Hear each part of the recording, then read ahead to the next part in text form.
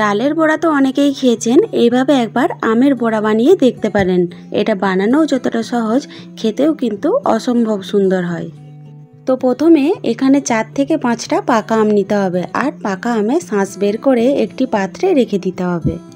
এরপর দিতে হবে 1 বাটি ময়দা, আর তার কিছুটা কম 1 বাটি সুজি। এরপর দিতে হবে পরিমাণ মতো চিনি আর কালো জিরে। সব কিছু বেশ ভালো করে মিশিয়ে নেওয়ার পর দিয়ে দিতে হবে পরিমাণ মতো লবণ আর গুঁড়ো দুধ। এবার সব কিছু ভালো করে মেখে নিয়ে 15 মিনিট রেস্টে রেখে দিতে হবে। 15 মিনিট পর গরম কড়াইয়ে অল্প অল্প করে দিয়ে বড়ার আকারে ভেজে নিলেই তৈরি হয়ে যাবে পাকা আমের বড়া। তো বন্ধুরা, এইভাবে একবার আপনারাও বাড়িতে বানিয়ে দেখতে পারেন, আশা করি ভালো লাগবে। আজকের এই পাকা আমের বড়া রেসিপিটি আপনাদের কেমন লাগলো অবশ্যই কমেন্ট বক্সে কমেন্ট করে জানাবেন।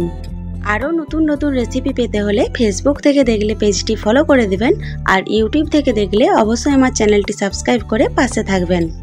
আগামীকাল হাজির হব আবার একটি নতুন রেসিপি নিয়ে। তো সকলে ভালো থাকুন, সুস্থ থাকুন, ধন্যবাদ।